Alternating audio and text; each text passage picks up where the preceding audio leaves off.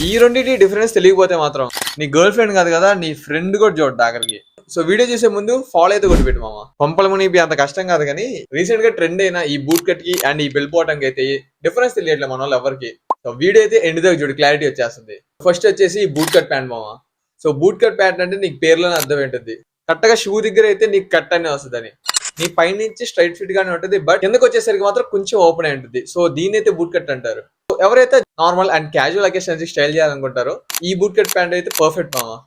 Bell bottom వచ్చేసరికి చాలా difference ఉంది మామ. థైస్ దగ్గర కొంచెం టైట్ అయితే ఉండి అక్కడి నుంచి కొంచెం ఓపెన్ అవుతా ఉంటుంది. దాని వల్ల నువ్వు ఒక స్ట్రక్చర్డ్ గా అండ్ పొడుగ్గా కూడా కనిపిస్తావు మామ. ఈ బెల్ బాటమ్ అయితే అందరికి సెట్ కాదు. అయితే థైస్ కొంచెం మరీ బల్క్ గా ఉన్నాయి అనిపిస్తే నేనైతే అసలు రికమెండ్ చేయను మామ. సో చూడడానికైనా వేసుకున్నాకైనా కొంచెం అన్కంఫర్టబుల్ అయితే ఫీల్ అవుతావు. బెల్ బాటమ్ లో అయితే పైన టాప్ వేర్ మాత్రం మరీ స్లిమ్ గా వేయకుండా మరీ లూజ్ గా వేయకుండా ఆ రిలాక్స్ ఫిట్ షర్ట్స్ వేయండి మామ. లేదు అంటే ఇలా హెల్దీ షర్ట్స్ వేయండి మామ.